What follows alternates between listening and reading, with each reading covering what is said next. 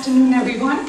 It is my great pleasure to introduce to you Mr. Paulo Santos today, who will be holding his expert talk on business continuity in the banking industry.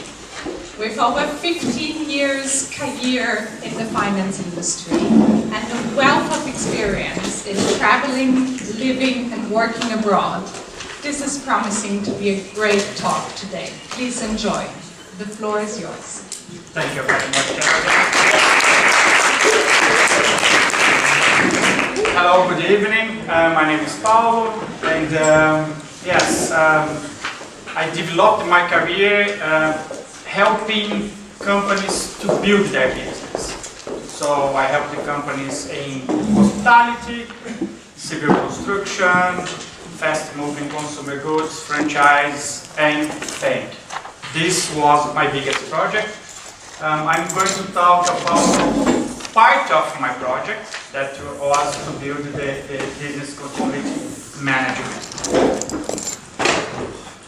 So we are going to talk about what is business continuity, the importance for the banking industry, the motivators to have a business continuity strategy, how to build the strategy itself, the project, the BIA, that's the business impact analysis, planning the people recovery site, that is a requirement for most of the central banks, a little bit of IT, and training, awareness, and testing.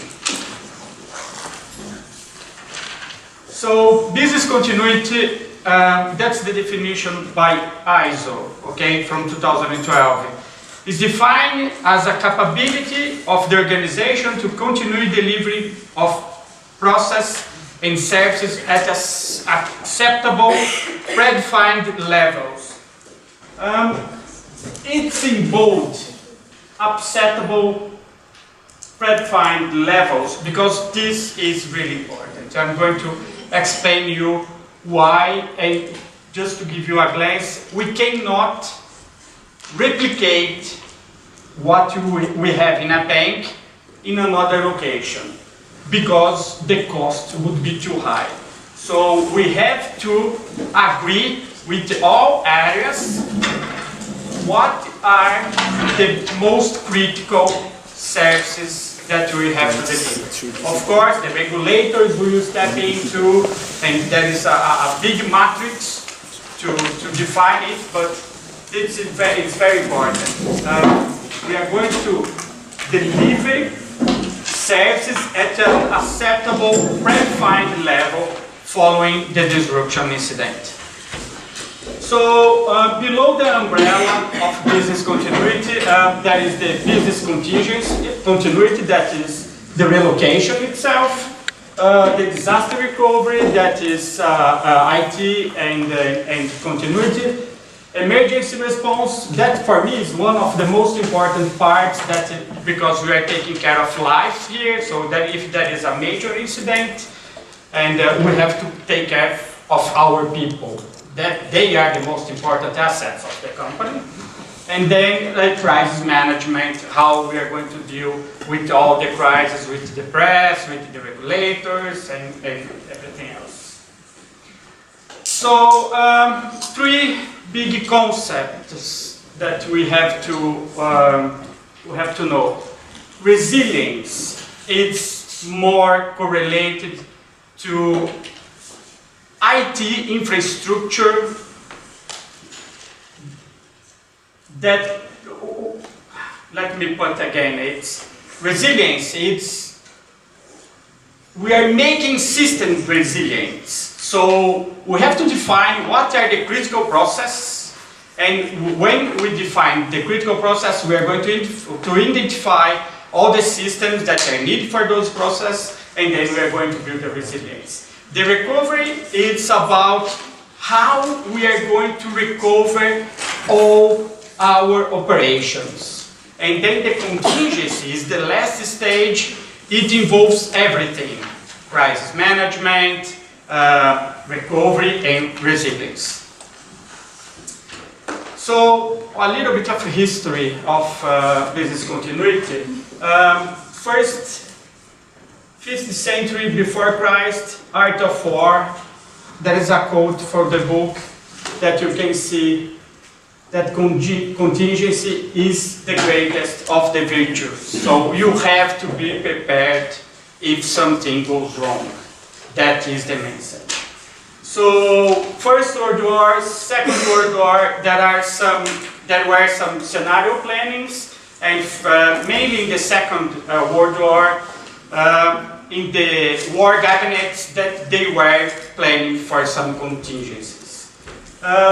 In the 50s and 60s, big companies, mainly in the US, they started to back up critical information in alternative sites. Backing up critical information here was like copying all the documents and putting them aside because there were not a lot of computers at that time. In the 70s and 80s, mainly the banks started to develop hot sites. What are hot sites? Are the sites when, if you have a major disruption in your headquarters, then you can allocate critical staff to the hot sites and they will work from the hot sites, so you don't have a disruption. That becomes really important now because you have the risk of a systemic risk. I think that everybody knows what is a systemic risk, and we're going to talk a little bit about it, but it was very important in the 2007-2008 financial crisis. One bank could not pay the other bank, and that was a systemic crisis because the other bank was expecting to receive from this bank to pay a third one, and so all the system was close to crash. From 80 to 90s, US companies invested $240 million in business continuity. 1999, I don't know if you remember, probably not, but it was the Millennium Bug. Do you know what is the Millennium Bug here? No? So basically, when you store a file, there is a date there. So all the date from the files in the computers, they were stored like this. So you have the date, the day, the month, and the year. What happened here? We are going to 99. The next one could be, well, 00. So there was a fear in the market that all the computers would crash because they would not know what to do. Mainly with bank statements. Let's say that you had 10 euros in 31st of December of 1999. And then here the computer could get crazy. Probably these 10 pounds would disappear because the date here would make a conflict with the systems. Is that clear? Yes? So that was a big thing. And then, of course, 9/11. The towers, they were full of banks. And when you had a major disruption like that, you know, the system could crash. And actually it crashed. Like we had big problems there. BCM, it's quite a serious subject. So you have three major certifications there and the standards. The ISO, it's the one that today everybody is following.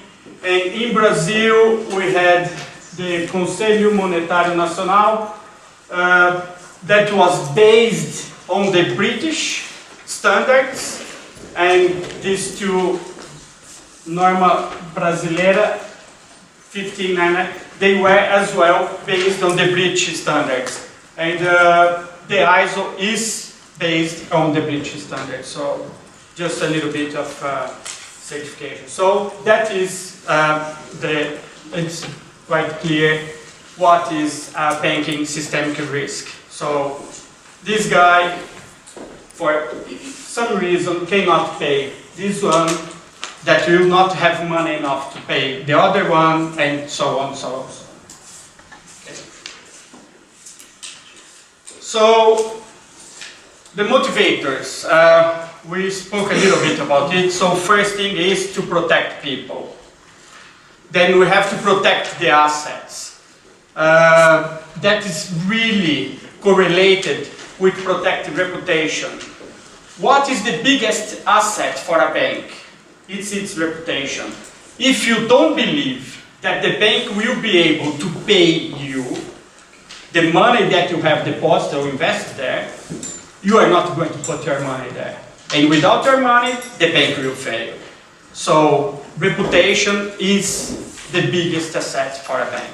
So that's why protecting assets and protecting the reputation is really connected.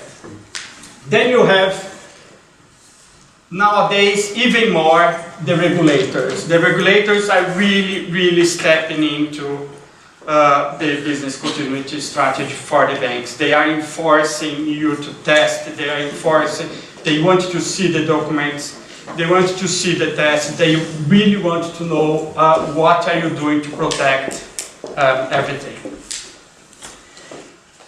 It's a competitive differential as well. I will give you an example. When I was working for a bank in Brazil, we had lots of due diligences, and part of this due diligence from other investors, institutional investors, they wanted to see our BCM strategy, because they want to make sure that if there is a disruption, their money is safe. So if you have a really reliable and robust business continuity strategy, you have a competitive differential. And of course, it will reduce operational risk. I'm going to give you an example that's very easy. I think everybody here, or most of you, drive. And when you are insuring your car, you have a choice to have a second car in case you crash yours. Yes? Okay? So let's say that this is the bank. Okay? You had a crash, and then you have three options here. The three options are, both are the three of them they are Italian, three of them they are red. But the cost of the insurance is completely different. I'm talking about the insurance of this one. So I crashed this car. If I want that the company gives me exactly the same car, because I crashed this one, and it will take like 3-4 weeks to get it fixed, and I want to drive exactly the same car, it will cost a lot of money. A lot of money. If I want to drive something similar, but is not the same, it will cost less money. And if I want to drive a car that will take me to A to B, only that, it will cost me much less money. So that here we can introduce you the concept of what is important and what's critical. What is important when you have a car for you? It's only drive from A to B. That's the critical thing for a car. Okay, if that's the critical, you go for this one. Because you don't need to pay more to drive a convertible, or even more to drive a sports convertible.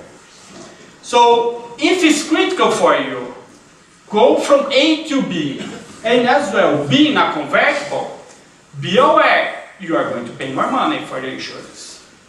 and if it's critical, drive the same car, then you are going to spend a fortune. Okay? This is the concept of the insurance and the business continuity here. The structure, what is important and what is critical. Can you understand? Yes? So that's the life cycle of a BCM project, okay? Never ends.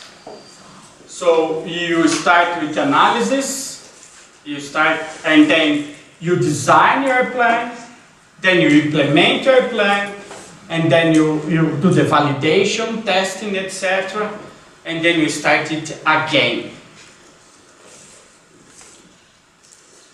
So, part of the BCM plans, you have lots of different plans, depending on your bank, or on your industry, or whatever.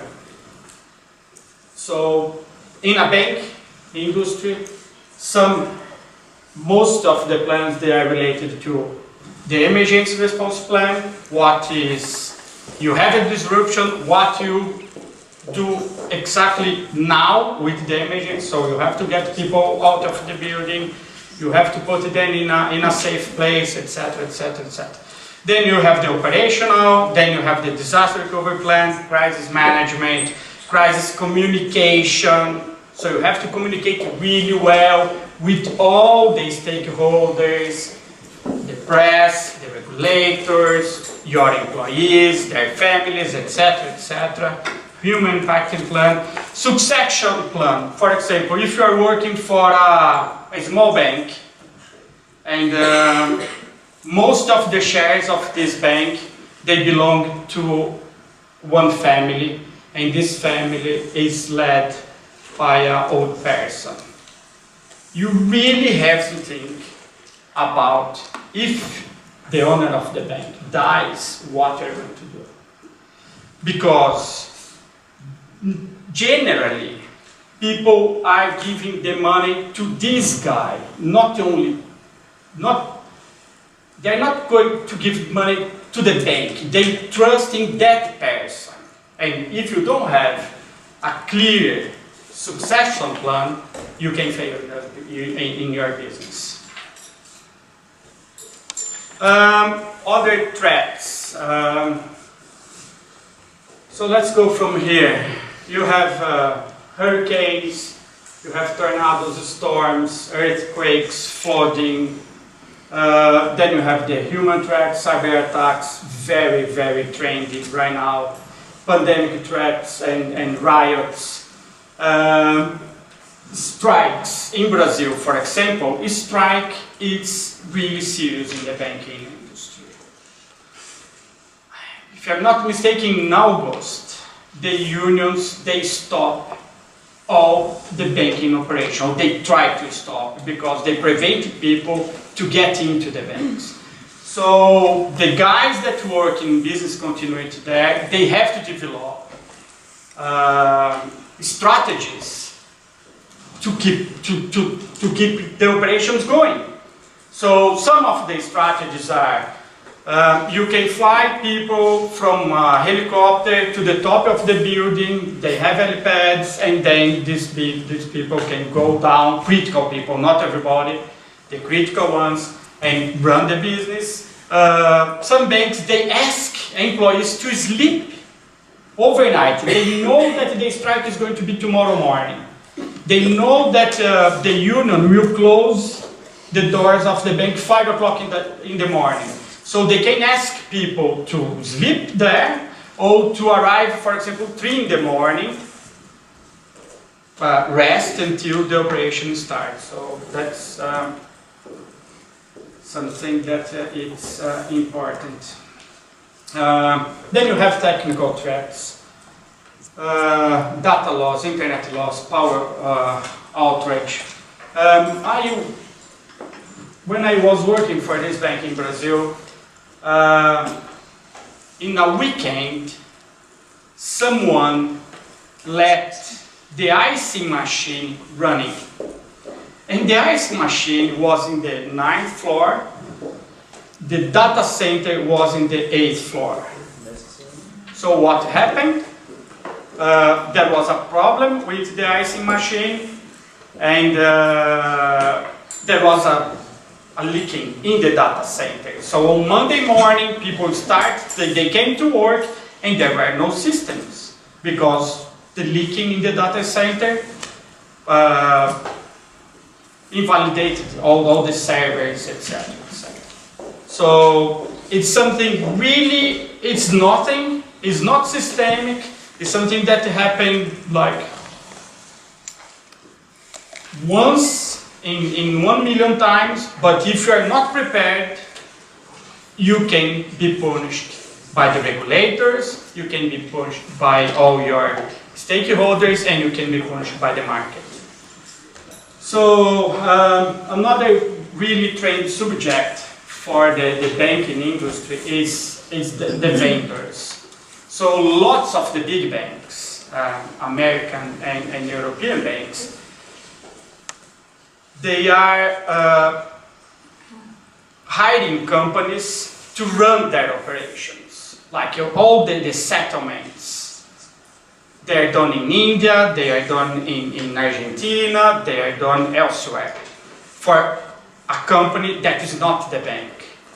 So the bank has to be really aware, and the bank has to make sure that these companies that are making the settlements for them, they have a really robust and reliable infrastructure and a BCM strategy as well.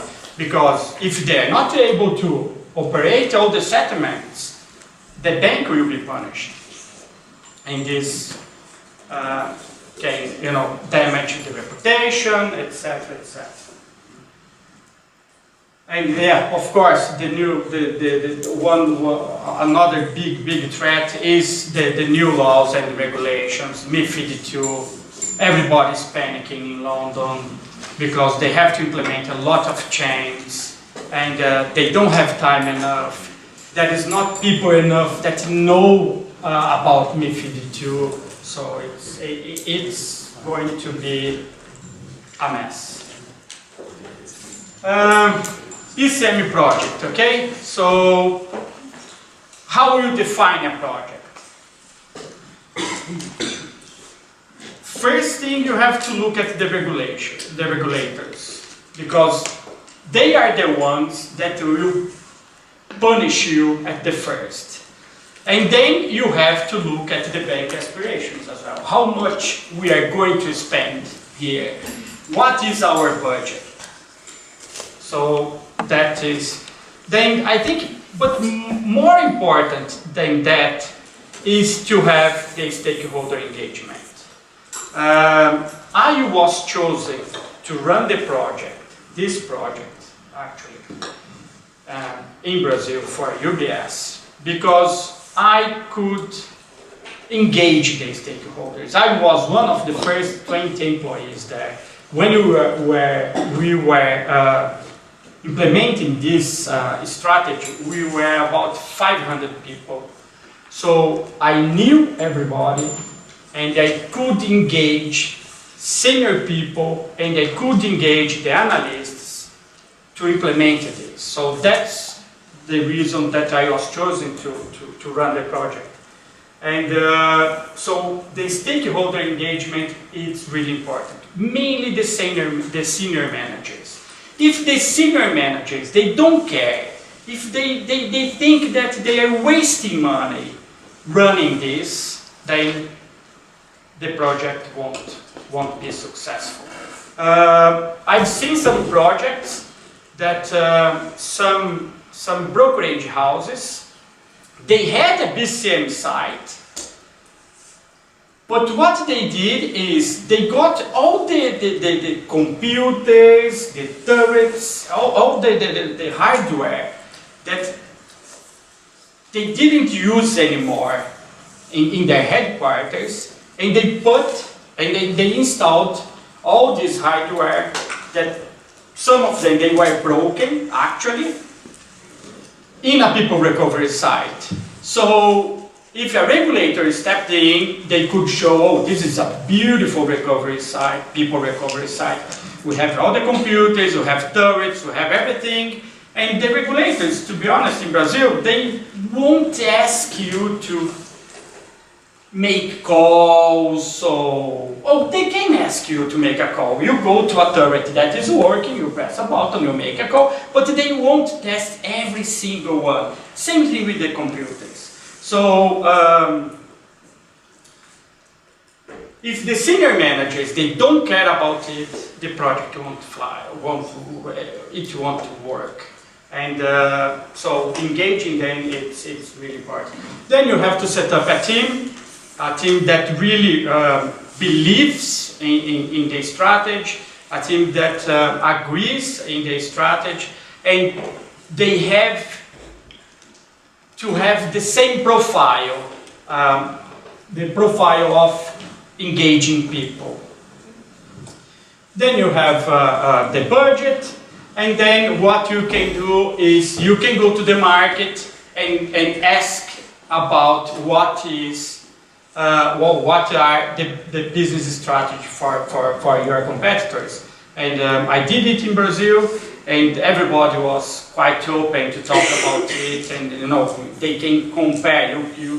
You can give them what will be your strategy, and they will share that strategy with you, and then you can see if you are too high or too low with your competitors. So, important facts here. As I told you, it's not a project, it's a program. So, you implement, you test, and then next year, some of the traders, they will have a new software, so you have to do it again. Or the people change. People, they get their bonus. Boom, I'm going to another bank. So you have to train everybody, all the newcomers, to teach them what is the business, what is your business continuity strategy, and what they have to do if there is a contingency or an incident. So it's not done once only. It's not just part of an audit, but can help the audit from central banks, etc. It's not red tape, paperwork, it's planning. It's not cost, it's an investment. I think I made it quite clear. It's not for a defined period of time, it's forever. And this is important. And it's not business as usual. It's not about cloning the bank. Because if you have to pay insurance so expensive to have a clone of your bank, your business model doesn't work. Because you're putting money in a place that's not necessary. Your money has to be, funding another company so you can get interests, and etc. So it's not about cloning the bank. It's not about business as usual. You have to think about different scenarios here. So you have the immediate incident. What is going to happen now? For example, let's say that in the US, well, I will talk about it. I will give you another example in the US, but in Brazil, there was a truck loaded, a lorry loaded with ammonia. It had a crash. Some of the ammonia leaked, went to the air, and it's very powerful poison. Some of the buildings, they had to be evacuated. So some of the brokerages, they had to leave. And in the banking industry, you have windows to make payment. So some of the payments, they will happen, for example,